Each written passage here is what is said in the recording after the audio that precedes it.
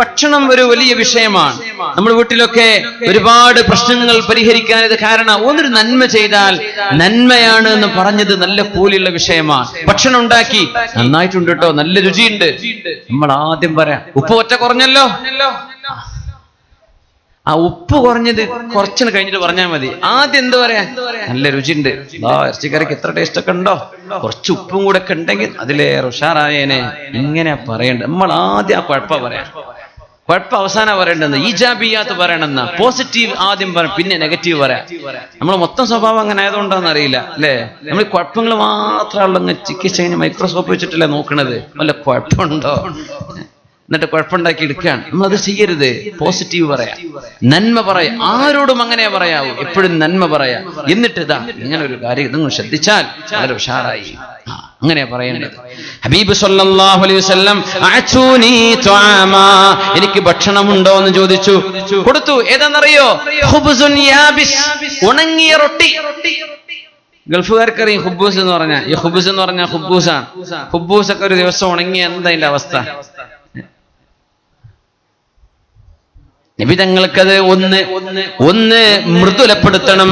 തങ്ങൾ ചോദിച്ചു, എന്തെങ്കിലും ഹൽ ഇൻദകും മിൻ ഇദാം, നിങ്ങൾക്ക് ഏതെങ്കിലും ഒരു കറിയുണ്ടോ ഇതിലേക്ക് കൂട്ടാൻ? ഒരൽപ്പം പാലോ വെണ്ണയോ തൈരോ എന്തെങ്കിലും ഉണ്ടോ, ഒരു കറിയുണ്ടോ എന്നാ തങ്ങൾ ചോദിക്കണത് സല്ലല്ലാഹു അലൈഹി വസല്ലം. ഈ ഉണങ്ങിയ റൊട്ടി ഇങ്ങനെ തിന്ന് ഒന്ന് നനക്കണ്ടേ, അതിനെന്തെങ്കിലും ഉണ്ടോ തങ്ങൾ ചോദിച്ചു.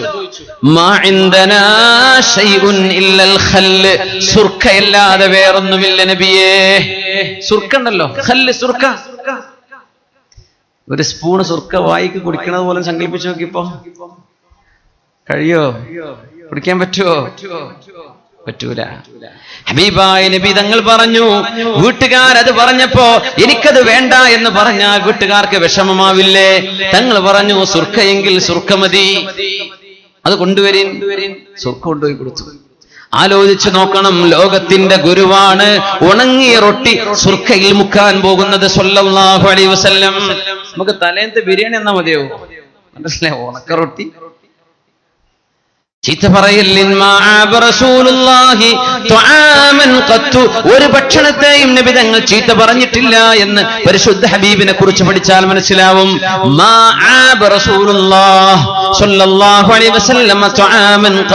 ഒരു ഭക്ഷണവും നബി തങ്ങൾ കുറ്റം പറഞ്ഞിട്ടില്ല.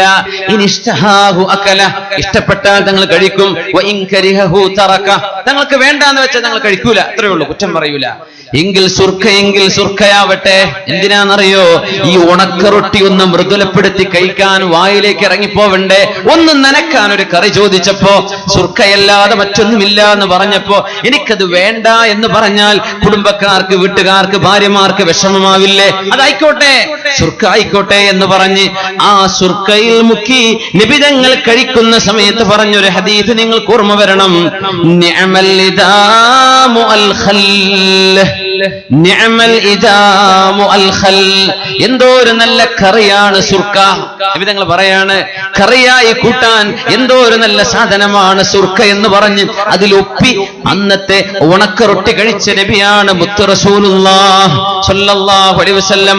ആ ഒരു ദാരിദ്ര്യത്തിന്റെ ഒക്കെ 10,000-ൽ ഒരംശം നമ്മുടെ ജീവിതങ്ങളിലുണ്ടോ? നബിതങ്ങളുടെ ഈ സ്വഭാവത്തിന്റെ ഒരംശമുണ്ടോ? നമ്മളത് ചെയ്യാം. ഇതൊക്കെ നബിയുടെ ജീവിതമാണ്. നിസ്കാരം, നോമ്പൊക്കെ പഠിപ്പിച്ച പോലെ ഈ സ്വഭാവവും പഠിപ്പിക്കാമെന്നതാ നബിതങ്ങൾ. ഇന്നമാ ബുഇസ്തു മുഅല്ലിമാ, നിങ്ങൾക്ക് പഠിപ്പിച്ചു തരാനുള്ള ആളായിട്ടാണ് അല്ലാഹു എന്നെ പറഞ്ഞയച്ചത് എന്ന് ഹബീബ് സല്ലല്ലാഹു അലൈഹി വസല്ലം. സഹീഹ് മുസ്ലിം നബിതങ്ങളുടെ കുടുംബജീവിതം വിശദീകരിക്കുന്ന ഭാഗത്ത് ആയിഷ ബീവി റളിയല്ലാഹു അൻഹയുടെ വീടാണ്. ഏറ്റവും കൂടുതൽ ഓർമ്മശക്തി ഉണ്ടായിരുന്നത് ആയിഷ ബീവിക്കാണ്. ചെറുപ്പകാലമായതുകൊണ്ട് നബിയോടൊപ്പം ജീവിച്ച ചരിത്രങ്ങളൊക്കെ നമുക്ക് പറഞ്ഞു തന്നത് ഏറ്റവും കൂടുതൽ അവിടുത്തെ ഭാര്യമാരിൽ റിവായത്ത് ചെയ്തത് ആയിഷ ബീവിയുടെ ഹദീസുകളാണ്. അതുകൊണ്ടാണ് ഒരുപാട് ആയിഷ ബീവിയുടെ ചരിത്രം കാണുന്നത്. ബീവിയാണ് ഒരുപാട് 40-40 കൊല്ലം സ്വഹാബത്തിന് പിന്നെയും തങ്ങളുടെ കാലശേഷം ഫിഖ് പറഞ്ഞു കൊടുത്തിട്ടുണ്ട്. ആയിഷത്തു സിദ്ദീഖ ബിൻതു സിദ്ദീഖ് റളിയല്ലാഹു അൻഹുമാ. നബി തങ്ങളുടെ ഭാര്യ ആയിഷ ബീവി, അന്ന് ആയിഷ ബീവിയോടൊപ്പം രാത്രി വീട്ടിലാണ്. രാത്രിയായി. ആയിഷ റളിയല്ലാഹു തആല അൻഹ ഒന്നിങ്ങനെ വലത്തോട്ട് തിരിഞ്ഞു നോക്കുമ്പോ നബി തങ്ങളെ കാണുന്നില്ല, നബി തങ്ങളുടെ അരികത്തില്ല. നബി തങ്ങൾക്ക് വേറെയും ഭാര്യമാരുണ്ടാകുമ്പോ തോന്നുന്ന ഒരു വിഷമം ആയിഷ ബീവിയുടെ മനസ്സിൽ വന്നു തുടങ്ങി. എന്റെ രാത്രിയായ ഇന്ന്, എന്റെ കൂടെ കഴിയേണ്ട ഇന്ന് നബി തങ്ങൾ മറ്റേതെങ്കിലും കുടുംബക്കാരിയുടെ, നബി തങ്ങളുടെ ഭാര്യയുടെ അരികത്തേക്ക് പോയിരിക്കുകയാണോ?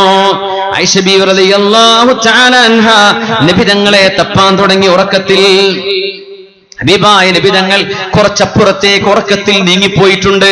തപ്പിയിട്ട് കാണാതെയായതാ. ബെഡ് ലാമ്പൊന്നും ഇല്ലല്ലോ, ഒന്ന് ഇരുട്ടാണെങ്കിൽ ഇരുട്ട്. അപ്പൊ കുറച്ച് നോക്കുമ്പോ നബി കുറച്ചപ്പുറത്തുണ്ട്. നബി തങ്ങളുടെ മുടിയിൽ കൈതട്ടി, ആയിഷ ബീവിയുടെ കൈതട്ടി നബിയുടെ മുടിയിൽ. അപ്പൊ നബി തങ്ങൾ ചോദിച്ചു, ആയിഷ ബീവി, ജാഅകി ശൈത്വാനുകി, നിങ്ങളുടെ ശൈത്വാന് നിങ്ങളുടെ അടുത്ത് വന്നോ ആയിഷ? ഞാൻ ഇവിടെ ഇല്ലാതെ സംശയം ഉണ്ടല്ലേ? ഞങ്ങൾ ചോദിക്കുക, ജാഅകി ശൈത്വാനുകി, നിങ്ങളുടെ ശൈത്താന് നിങ്ങളുടെ അടുത്ത് വന്നോ ആയിഷ റളിയല്ലാഹു അൻഹ? രാത്രിയിലെ നബി ഞങ്ങൾ എന്താ ഈ പറഞ്ഞപ്പോ ആയിഷബിന് മറുപടി എന്താണെന്നറിയോ? അമാലക ശൈത്വാൻ, നബിയെ നിങ്ങൾക്കും ശൈത്താനില്ലേ, എനിക്ക് മാത്രമേ ഉള്ളൂ. തങ്ങളുടെ മറുപടി എന്താണെന്നറിയോ? ബല, ഉണ്ട് ആയിഷ ബീവി, വലാകിന്നഹു അസ്ലം, എന്റെ പിശാച് മുസ്ലിമാണ്. ഫലാ യഅ്മുറുനി ഇല്ലാ ബിഖൈർ, നന്മയല്ലാതെ മറ്റൊന്നും എന്റെ പിശാചിനെ കൽപ്പിക്കുകയില്ല. ഓരോ മനുഷ്യന്റെ കൂടെയും പിശാചിൽ നിന്നുള്ളൊരു ഖലീലിനെ അല്ലാഹു വെച്ചിട്ടുണ്ട്. നന്മയിലേക്ക് വിളിക്കാൻ ഒരു മലക്കും തിന്മയിലേക്ക് വിളിക്കാൻ ഒരു പിശാചും നമ്മുടെ കൂടെയുണ്ട്. ശുദ്ധ ഖുർആൻ തന്നെ സാക്ഷ്യമാണ്. അങ്ങനത്തെ ഒരു പിശാച് നിങ്ങൾക്കില്ല നബിയെ? ആയിഷ ബീവി ചോദിക്കാൻ. അവർ ധൈര്യം നോക്കണം ചോദിക്കാൻ. തങ്ങൾ പ്രശ്നമാക്കിയോ? തങ്ങളോടാണ് ഈ പറയുന്നത്, അഷ്റഫുൽ ഖൽഖിനോടാണ് ഈ പറയുന്നത്. അമാലക ശൈത്താൻ, നിങ്ങൾക്ക് ശൈത്താനൊന്നും ഇല്ല നബിയേ. നമ്മളെ വീട്ടിലാണെങ്കിൽ ഒരു കുടുംബ പ്രശ്നം ഉണ്ടാകാൻ അതന്നെ മതി. തങ്ങളുടെ മറുപടി നോക്കണം. ബല, ഉണ്ട് ആയിഷ ബീവി, കൃത്യമായ മറുപടി കൊടുക്കുകയാണ്. പ്രശ്നം തീർന്നു. വലാകിന്നഹു അസ്ലം, എന്റെ പിശാച് മുസ്ലിമാണ്. ഫലാ യഅ്മുറുനി ഇല്ലാ ബിഖൈർ, നന്മയല്ലാതെ മറ്റൊന്നും എന്റെ പിശാച് എന്നെ കൽപ്പിക്കാറില്ല. ഇത് പറഞ്ഞപ്പോ ആയിഷ ബീവി റളിയല്ലാഹു അൻഹയും നബിയും പിന്നെ കിടന്നുറങ്ങലായി. പ്രശ്നം തീർന്നു. പ്രശ്നങ്ങൾ പർവ്വതീകരിച്ചില്ല. അവൾ അത് പറഞ്ഞു, ഇത് പറഞ്ഞു, അമ്മായും അത് പറഞ്ഞു, അമ്മോഷൻ ഇത് പറഞ്ഞു, ആങ്ങളെ ഇത് പറഞ്ഞു. പ്രശ്നങ്ങളില്ല. നമ്മൾ പ്രശ്നം ഉണ്ടാക്കാൻ നോക്കുകയാണ്.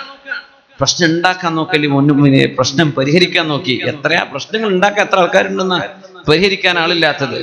പ്രശ്നങ്ങൾ ഉണ്ടാക്കലിൻ പരിഹരിക്കിൻ, പ്രശ്നങ്ങളെ പറ്റി ആലോചിക്കലിൻ, പ്രശ്നങ്ങൾ ഇല്ലായ്മ ചെയ്യാൻ പരിശ്രമിക്കുവിൻ. അതുകൊണ്ട് അവള് പറഞ്ഞത്, ഇവൻ പറഞ്ഞത്, ഉമ്മ പറഞ്ഞത്, വാപ്പ പറഞ്ഞത് എന്ന് പറഞ്ഞ് പ്രശ്നങ്ങൾ ഉണ്ടാക്കലിൻ. നമ്മളൊക്കെ മനുഷ്യന്മാരല്ലേ, തെറ്റുകൾ സംഭവിച്ചു പോകില്ലേ? നാം ഒന്ന് സൂക്ഷിക്കുക. വല്ലതും ഒരാൾ പറഞ്ഞു പോയാൽ ഒന്ന് പുറത്തു കൊടുക്കുക, സാരല്ല എന്ന് പറയാം. നമ്മൾ അതിന്റെ പേര് കല്യാണത്തിന് പോകില്ല. അവൾ അന്നൊരു വാക്ക് പറഞ്ഞേക്കണത്, അത് മാപ്പ് പറയാതെ ഞാൻ പോകില്ല. നിങ്ങൾ ആരാ? സുബ്ഹാനല്ലാഹ്, എന്നോട് മാപ്പ് പറയാതെ ഞാൻ പോകില്ല എന്നൊക്കെ പറഞ്ഞ അഹങ്കാരല്ലേ പറയണത്? ഇതൊന്നും പറയാൻ പാടില്ല. അങ്ങാടിന്ന് കല്യാണത്തിന് വിളിച്ചാൽ പോകാത്തവരൊക്കെ ഉണ്ട് പണ്ടത്തെ കാലത്ത്. ഇപ്പൊ ഉണ്ടോന്ന് അറിയില്ല. അങ്ങാടിന്ന് അവൻ പറഞ്ഞു, എന്റെ വരിക്കൊന്നും പറഞ്ഞിട്ടില്ലല്ലോ. ആർക്കാ പോരൊന്ന് പറയാനൊക്കെ ഇപ്പൊ നേരമുള്ളത്? മനസ്സിലാക്കിയ പോരെ. സ്വന്തം കുട്ടീന്റെ കല്യാണം മനസ്സിലാവും ഇതിന്റെ ഇടങ്ങേറെ. അപ്പൊ കല്യാണം പറയാൻ നടന്ന് അവസാനം വിളിക്കേണ്ട കുറച്ചാൾക്കാർ വിളിക്കാൻ മറക്കും ചെയ്യും. എല്ലാ കല്യാണത്തിനും ഉണ്ടായ ഏർപ്പാടല്ലേ? എന്നാ കണ്ടറിഞ്ഞ് വന്നാ മതി. ഒരു വിചാരിക്കും എന്നെ കണ്ടറിഞ്ഞ് വിളിച്ചിട്ടില്ല, എന്റെ കുട്ടിന്റെ കല്യാണം ഉണ്ടാവും, ഞാനും വിളിച്ചൂല. അങ്ങനെയല്ല, വിളിക്കാൻ മറന്നതായിരിക്കും. ഞാൻ പോട്ടെ, ചെന്നാ സന്തോഷമായിരിക്കും. കല്യാണല്ലേ, ഇരിക്കുള്ള ചോറവിടെ ഉണ്ടാവുമല്ലോ. ഞാൻ പോട്ടെ, വിളിക്കാൻ മറന്നതായിരിക്കും. അങ്ങനെ ചെന്നാൽ എന്തൊരു റാഹത്താണ്. അയാൾക്കും സന്തോഷാവും, നിങ്ങൾക്കും റാഹത്തായി, ഖൽബ് ക്ലീൻ ആയില്ലേ. വാക്കുകൾ വെച്ച് കളിക്കലിൻ, ചെറിയ ചെറിയ വാക്കുകൾ വെച്ച് വലിയ വലിയ പ്രശ്നങ്ങൾ ഉണ്ടാക്കലിൻ. ആയിഷ ബീവി റളിയല്ലാഹു അൻഹയുടെ ഒരു ചോദ്യത്തിന് കർക്കശമായ മറുപടി നബി പറഞ്ഞിരുന്നുവെങ്കിൽ അതൊരു പൊട്ടിത്തെറിയായേനെ. ആയിഷ ബീവി, എനിക്കും പിശാചുണ്ട്, പക്ഷേ വേറെ റിവായത്തിൽ എങ്ങനെയാണ്? അള്ളാഹു എന്നെ സഹായിച്ചിട്ടുണ്ട്, എന്റെ പിശാച് ഒരിക്കലും എന്നെ ബുദ്ധിമുട്ടാക്കില്ല. തീർന്നു, ഉറങ്ങി, സുന്ദരമായി ജീവിച്ചു ഹബീബ് സല്ലല്ലാഹു അലൈഹി വസല്ലം. വേറെ ഒരു റിവായത്തിൽ ആയിഷ ബീവി പറയുന്നുണ്ട്, ഒരു രാത്രി ഞാൻ അന്ന് വിചാരിച്ചു നബി തങ്ങൾ പുറത്തെങ്ങോ പോയിരിക്കുകയാണെന്ന്. ഞാൻ നബി തങ്ങളെ തപ്പി നോക്കി റൂമിൽ. ഞാൻ എങ്ങനെ തപ്പി നോക്കുമ്പോൾ അള്ളാഹുവിന്റെ ഹബീബ് പുറത്തെങ്ങാനും പോയിട്ടുണ്ടോ എന്ന ലക്ഷ്യത്തിലാണ് ഇങ്ങനെ നോക്കുന്നത്. ഞാൻ നോക്കുമ്പോൾ അള്ളാഹുവിന്റെ ഹബീബ് സുജൂദിൽ കിടക്കുന്നത് ഞാൻ അറിഞ്ഞു. സുബ്ഹാനക വബിഹംദിക ലാ ഇലാഹ ഇല്ലാ അൻത. നബി തങ്ങൾ തഹജ്ജുദ് നിസ്കാരത്തിന്റെ സുജൂദിൽ ഈ ദിക്ർ ഇങ്ങനെ ചൊല്ലിക്കൊണ്ടിരിക്കുന്നത് ആയിഷ ബീവി കേട്ടു. സുബ്ഹാനക വബിഹംദിക ലാ ഇലാഹ ഇല്ലാ അൻത. അല്ലാഹുവേ നിന്റെ പരിശുദ്ധിയെ ഞാൻ വാഴ്ത്തുന്നു റബ്ബേ, നിന്നെ സ്തുതിക്കുന്നു റബ്ബേ, നീയല്ലാതെ ഇലാഹില്ല പടച്ചവനേ. എല്ലാവരും ഉറങ്ങാൻ നബി തങ്ങൾ സുജൂദിൽ കിടന്ന് പറഞ്ഞുകൊണ്ടിരിക്കുമ്പോഴാണ് ആയിഷ ബീവി നബി തങ്ങളെ തട്ടുന്നത്. ഹബീബായ നബി തങ്ങൾ നിസ്കാരത്തിലാണെന്നറിഞ്ഞപ്പോ ബീവി പറഞ്ഞു, ബിഅബീ അൻത വ ഉമ്മീ. നബിയേ, എന്റെ മാതാപിതാക്കൾ അങ്ങേക്ക് ദണ്ഡമാണ് നബിയേ, എന്റെ മാതാപിതാക്കൾ മരിച്ചാലും അങ്ങ് മരിക്കരുത് നബിയേ. സ്നേഹം തോന്നുമ്പോൾ പറയുന്ന വാക്കാ നബിയോട്. ബിഅബീ അൻത വ ഉമ്മീ യാ റസൂലല്ലാഹ് ഇന്നക ലഫീ ശഅനിൻ വ ഇന്നനീ ലഫീ ശഅനിൻ ആഖർ. നബിയേ, നിങ്ങൾ ചിന്തിക്കുന്നത് ഏതോ ഒരു മഹത്തരമായ കാര്യം, ഞാൻ ചിന്തിക്കുന്നത് ഏതോ വേറൊരു കാര്യം. അങ്ങ് അല്ലാഹുവിന്റെ മുമ്പിലാണ്, ഞാൻ അങ്ങ് മറ്റു ഭാര്യമാരരികത്ത് പോയോന്നാ ഞാൻ ചിന്തിക്കുന്നത്. നബിയേ, അങ്ങ് തന്നെ മഹത്തരമായവർ. ഹബീബേ, അങ്ങ് ചിന്തിക്കുന്നത് വല്ലാത്തൊരവസ്ഥയിലാണ്, ഞാൻ ചിന്തിച്ചത് മോശപ്പെട്ടത്. അങ്ങ് അല്ലാഹുവിന്റെ മുമ്പിൽ സുജൂദിലാണല്ലോ നബിയേ.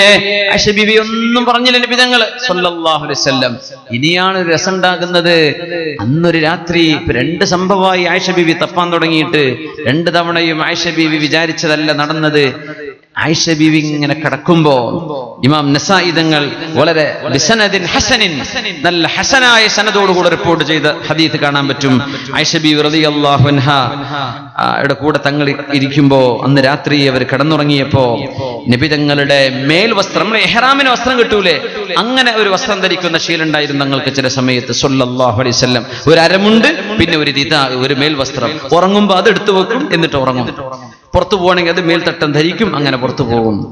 അങ്ങനെ നബിതങ്ങളുണ്ട്. രാത്രി ആയിഷ ബീവി ഉറങ്ങിയെന്ന് വിചാരിച്ചു ഹബീബ്.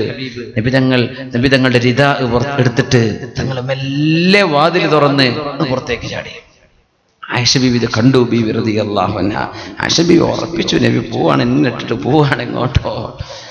അതുകൊണ്ട് ഈ പെണ്ണുങ്ങൾ 2ാം കല്യാണത്തിന് സമ്മതിക്കാത്തത്. ഓരോ സമ്മതം ഉണ്ടായ കെട്ടിയാൽ മതി എന്നങ്ങാൻ അള്ളാഹ് പറഞ്ഞിട്ടുണ്ടെങ്കിൽ ഒരു പുതിയാപ്പിളക്ക് 2ാം പെണ്ണ് കിട്ടൂല്ല, കെട്ടാൻ പറ്റൂല.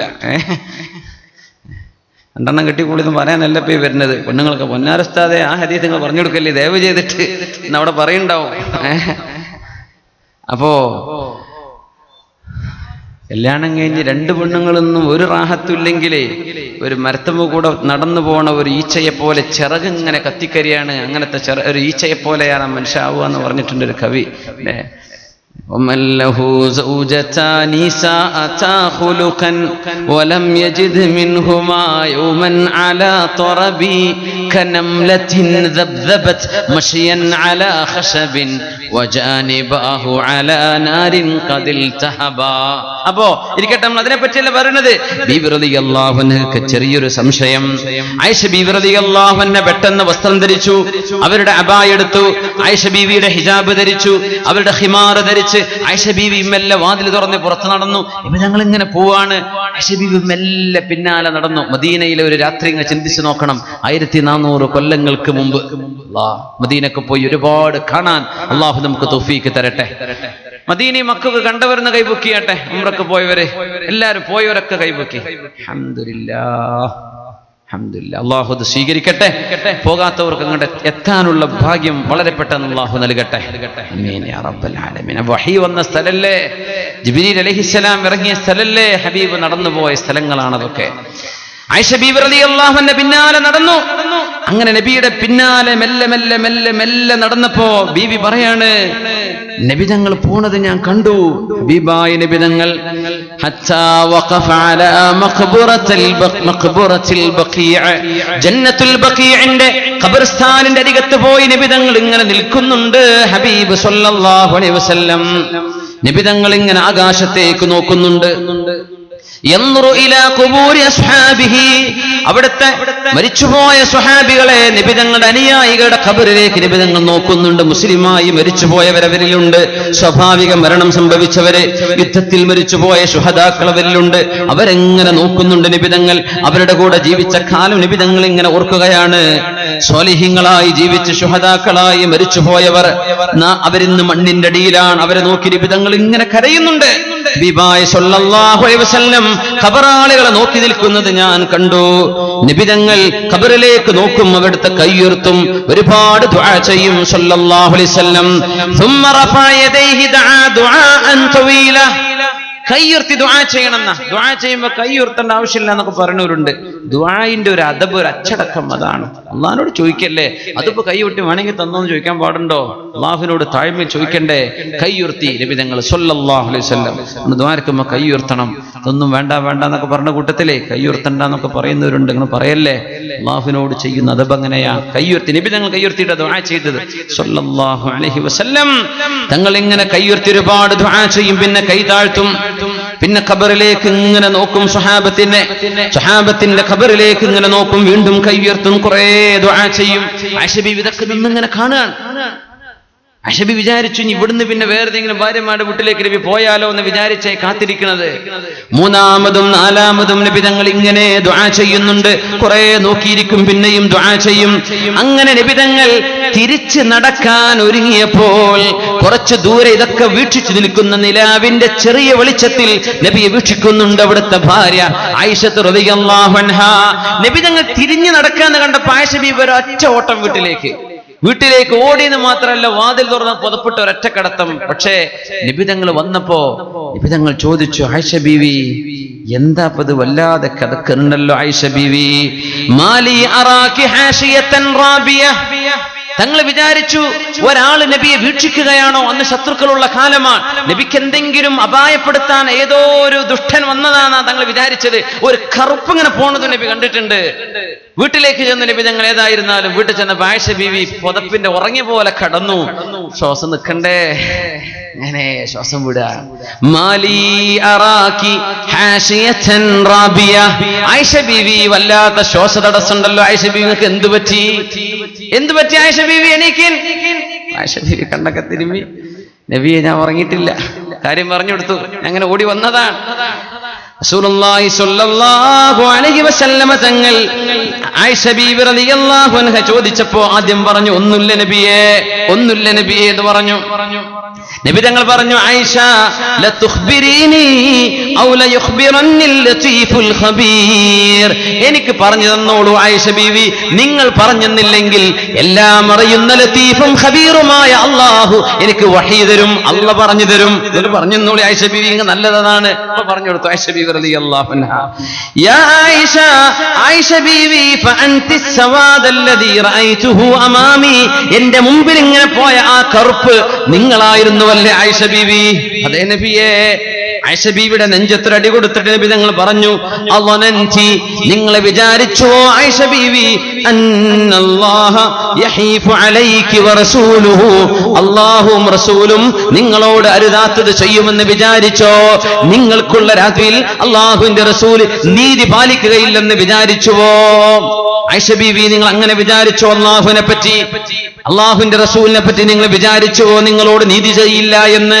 ബീവി പറഞ്ഞു, യാ റസൂലല്ലാഹ്, നബിയേ, അല്ലാഹുവിനോട് എനിക്ക് പുറത്തു തരാൻ വേണ്ടി പറയൂ നബിയേ. ഇസ്തഗ്ഫിരില്ലാഹ് ലി, എനിക്ക് വേണ്ടി പൊറുക്കല്ല ചോദിക്കൂ നബിയേ. നബി തങ്ങൾ ആയിഷ ബീവിക്ക് അല്ലാഹുവേ എന്റെ ആയിഷക്ക് പുറത്തു കൊടുക്കല്ലാ എന്ന് ആയിഷ ബീവിക്ക് റസൂലുള്ളാഹി സ്വല്ലല്ലാഹു അലൈഹി വസല്ലം. ഇന്നേരം ഹബീബായ സ്വല്ലല്ലാഹു അലൈഹി വസല്ലമ തങ്ങൾ ആയിഷ ബീവിയുടെ മനസ്സിൽ ഒരു വിഷമമില്ലാതിരിക്കാൻ വേണ്ടി കാര്യം പറഞ്ഞു കൊടുത്തു. ബീവി, നിങ്ങൾ ഉറങ്ങുമ്പോൾ നിങ്ങളുടെ ഉറക്ക് വിഷമിപ്പിക്കാതിരിക്കാൻ ഞാൻ പോയതാണ്. നിങ്ങൾ ഉണർന്നിരുന്നാൽ ഒറ്റക്കല്ലേ വിഷമം വരുമല്ലോ. നിങ്ങൾ ഉറങ്ങിയെന്ന് ഉറപ്പായപ്പോ അങ്ങയുടെ ഉറക്ക് വിഷമിപ്പിക്കാതിരിക്കാൻ അങ്ങയോട് പറയാതെ, നിങ്ങളോട് പറയാതെ ഞാൻ പുറത്തു പോയത്. ആയിഷ ബീവിയോട് റസൂലുള്ളാഹി സ്വല്ലല്ലാഹു അലൈഹി വസല്ലം തങ്ങൾക്കത് പറയേണ്ട ആവശ്യമുണ്ടോ? പക്ഷെ തങ്ങൾ ആ തെറ്റിദ്ധാരണ തിരുത്തി കൊടുക്കാൻ. എന്നിട്ട് പറഞ്ഞു, ആയിഷ ബീവി, ഇന്ന ജിബ്രീൽ അതാനി, ജിബ്രീൽ അലൈഹിസ്സലാം എന്റെ മുമ്പിൽ വന്നു. എന്നിട്ട്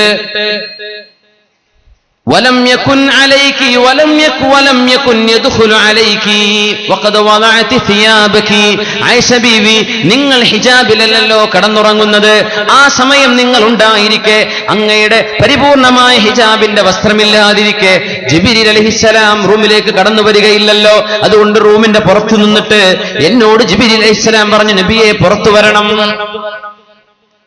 ആയിഷ ബീവി നിങ്ങളുള്ളപ്പോൾ അരികത്തേക്ക് ജിബ്രീൽ അലൈഹിസ്സലാം അകത്തു വന്നിട്ടില്ല രാത്രിയാണല്ലോ കടന്നുറങ്ങുന്ന സമയമല്ലേ അതുകൊണ്ട് വാതിലിന്റെ പുറത്ത് നിന്നിട്ട് ജിബ്രീൽ അലൈഹിസ്സലാം എന്നോട് പറഞ്ഞു നബിയെ ഇങ്ങോട്ട് പുറത്തു വരിൻ എന്നിട്ട് പറഞ്ഞു ജന്നത്തുൽ ബഖീൽ കിടക്കുന്ന സ്വഹാബികൾക്ക് ഈ നേരം പോയി നിങ്ങൾ ഇസ്തിഗ്ഫാർ ചെയ്യണം നബിയെ അവർക്ക് വേണ്ടി അല്ലാഹുവിനോട് പൊറുക്കലിനെ ചോദിക്കണം മരിച്ചു കിടക്കുന്ന ഖബറാളികൾ കിടക്കുന്ന സ്ഥലത്ത് മഖബറകളിൽ മുസ്ലിമീങ്ങളായ ആളുകൾ കിടന്നുറങ്ങുന്ന അന്ത്യവിഷമം കൊള്ളുന്ന സ്ഥലങ്ങളിൽ പോയി ദുആ ചെയ്യണമെന്ന് പഠിപ്പിക്കുകയാണ് ജിബ്രീൽ അലൈഹിസ്സലാം പാതിരാത്രി വന്ന് നബിയോട് പറയാണ് നബിയെ ഈ സമയം പുറത്തിറങ്ങണം ഖബറാളികൾക്ക് വേണ്ടി ദുആ ചെയ്തു കൊടുക്കണം നബിയെ അതുകൊണ്ടാണ് ആയിഷ ബീവി നിങ്ങളോട് പറയാതെ ഞാൻ പുറത്തു പോയത് എന്ന് റസൂലുള്ളാഹി സ്വല്ലല്ലാഹു അലൈഹി വസല്ലം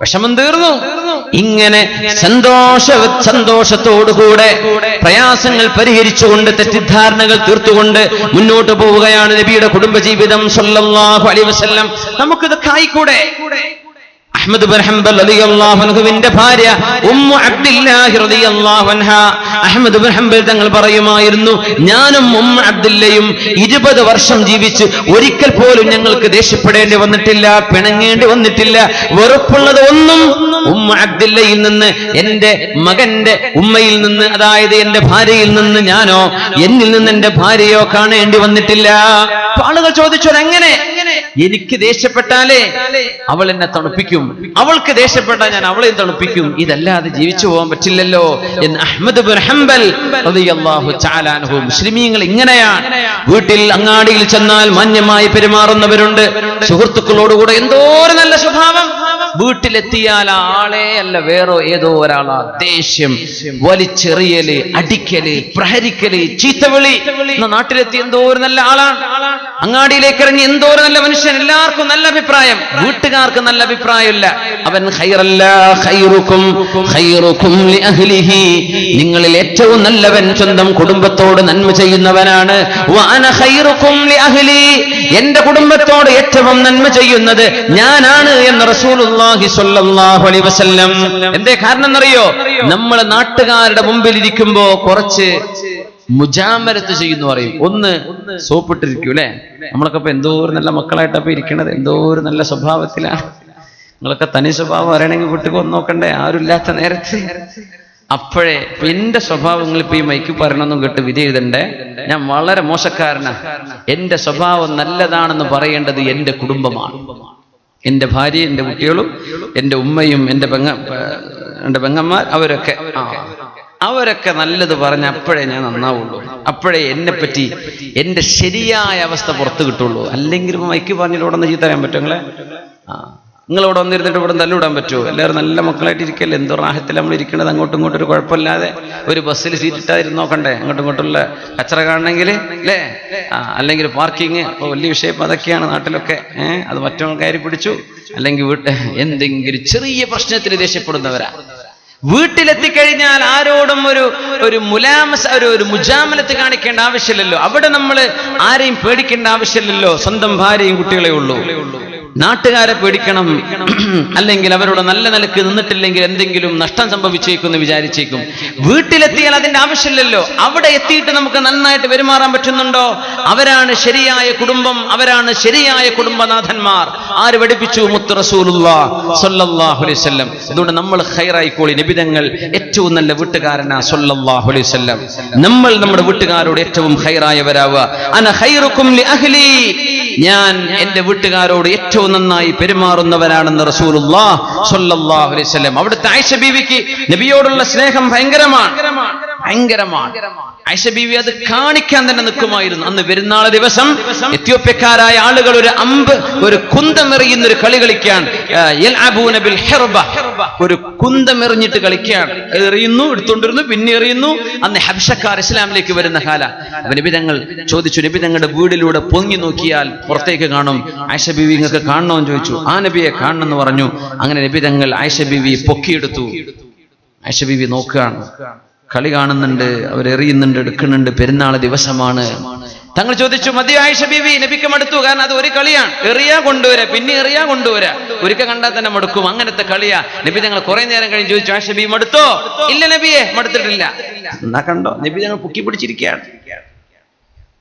സുബ്ഹാനല്ലാഹ്. കുറച്ചു നേരം കഴിഞ്ഞ് നബി തങ്ങൾ ചോദിച്ചു, അശബിഅതി, വയറ് നിറഞ്ഞോ? ഇല്ല. എന്നാ കണ്ടോ ആയിഷ ബീവി, നബിക്ക് എപ്പോഴോ മടുത്തിക്കണേ. കുറച്ചു നേരം കഴിഞ്ഞ് പിന്നെ ചോദിച്ചു, ആയിഷ ബീവി മടുത്തോ? ഇല്ല, എനിക്ക് ഇനിയും കാണണമെന്നോ. എവിടെ ഒരു കളി, ആകെ ഒരു കളി അത് ചെയ്യുള്ളൂ, എറിയ കൊണ്ടുവരാ, എറിയ. പിന്നെ കുറച്ചു നേരം കഴിഞ്ഞിട്ട് പറഞ്ഞു, നബിയെ മതി. അങ്ങനെ ആയിഷ ബീവിയെ താഴെ വെച്ചു.